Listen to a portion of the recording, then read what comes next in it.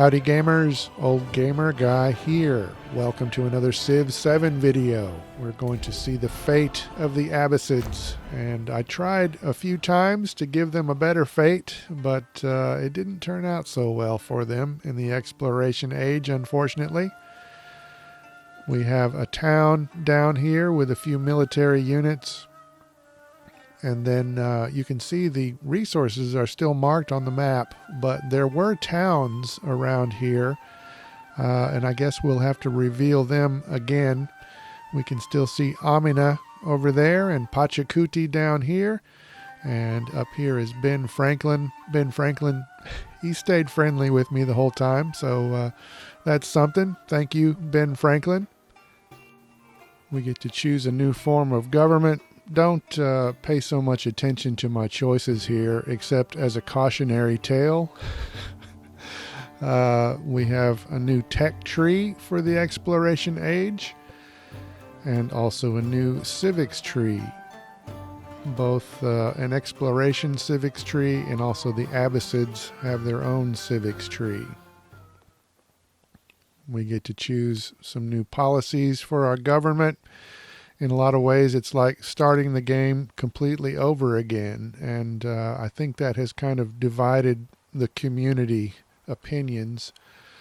I have a couple of leader attribute points to spend. I think I could have more points to spend if I had played more intelligently through the Age of Antiquity, but I think I only got a couple of scientific points to spend here, so I didn't really do well enough to earn very many rewards. We have revealed another town that is hostile to us, and we need to befriend them all over again. I think there was a town right there in the Age of Antiquity. We have a boat that can go out into the open ocean, but once it's in the open ocean, it will take damage. They can heal near the shore. Our town can choose a focus, and I chose the fishing town focus, but then mere seconds later, I decided to convert this town into a city. So now I'm going to have less gold income, but I can build some more specific units and buildings and things like that.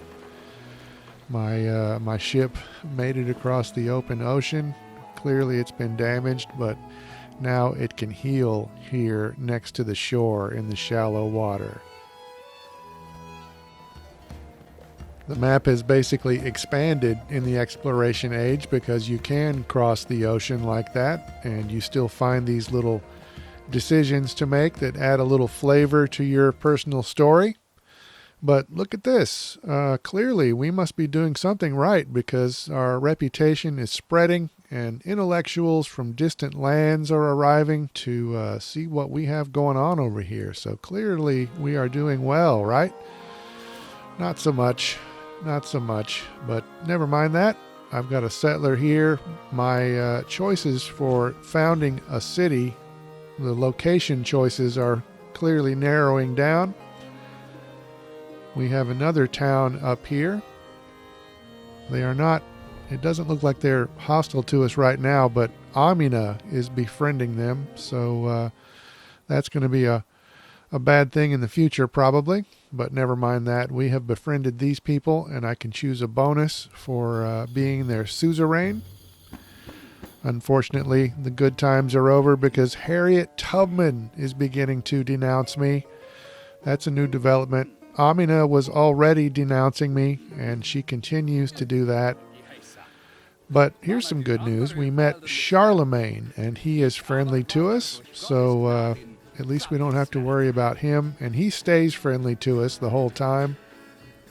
I am starting to run out of influence because I have been trying to slow down the denouncements of Pachacuti and Amina and Harriet Tubman, so I don't have a whole lot of influence to spend. I think I'm coming down with a cold, by the way, so hopefully my voice isn't too annoying, but never mind that. We have completed a new wonder over there in Neckin, our secondary city, the Serpent Mound. It looks pretty cool, so things aren't all bad as our civilization prepares to be flushed down the toilet of history. Serpent Mound looks pretty cool. You can tell that Pachacuti is not really in a friendly way toward us. I did attempt to spend some influence here and begin a reconciliation, and Pachacuti does accept this attempt at reconciliation, but this reconciliation plays out over a number of turns, and so I think if I had completed those turns it would have been fine, but unfortunately just a few turns later Pachacuti declared war.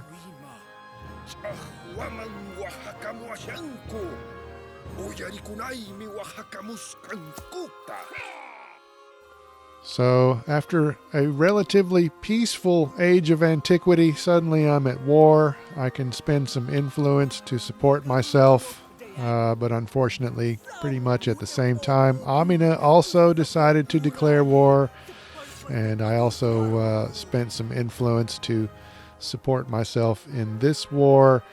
But yeah, clearly my decisions in the age of antiquity have led us astray. It's unfortunate. Eventually Harriet Tubman is going to declare war as well. The game is telling us that one of our competitors has established a town in a distant land, and that is Amina. She now has a city across the ocean there. But in the lighter side of the news, we're about to meet a new civ.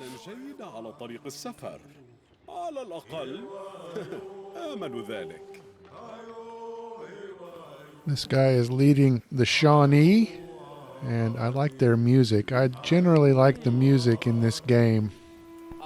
And we also, at the same time, met the Hawaiians, led by Jose Rizal, apparently.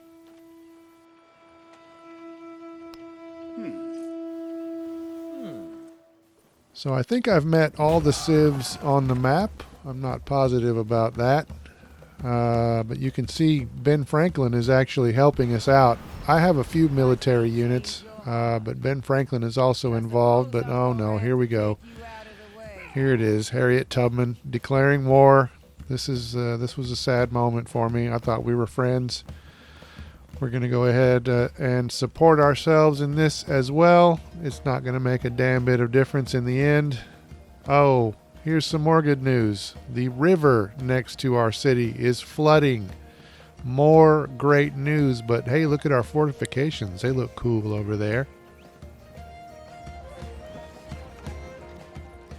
So the good times continue to roll, but I must be doing something right because the people, they're having a We Love the Monarch Day. So I'm just going to keep up the good work as the enemy armies close in. There we have some of Harriet Tubman's troops and some of Pachacuti's troops, and I think Amina's troops are there to the northwest. But did I tell you I'm fond of dogs? Our people are confronting their mortality, so of course we are going to invent a religion. I went with Buddhism just because, I don't know, I'm sort of a Buddhist myself. Not really, but kind of. But never mind that. We have some brave crossbowmen defending this town. Eventually they will fall, but never mind that. Look at the capital over here. Amina's troops are marching into the capital. And this is the beginning of the end. Like I said, I tried several times to get a different outcome. It always turned out basically like this. So eventually, the second or third time when my capital was captured, I decided to just go ahead and end my game. But I am going to start a new game here at the end of this video. So hope remains as long as the option to start a new game is there for me to take. But yeah, there we go. My capital has been captured. How embarrassing. But yeah, look at that. Charlemagne, he looks embarrassed for me, but never mind, Charlemagne. I can start a new game. You can't start a new game unless I play as you. But I'm not going to do that. I'm going to play as Xerxes again. But this time I can choose from a few mementos to equip.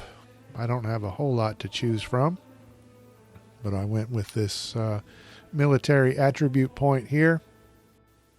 So ideally, I would like to start a new game in the exploration age and have Xerxes control a civilization that began as the Egyptians but then became the Abbasids. I don't see a way to do that. I only see the Abbasids as a choice here. I guess it would make things a little bit more complex, and you would have to make some more choices about your civ at this point if you had Egypt as a foundation. But otherwise, I'm putting these settings back like they were with that other game.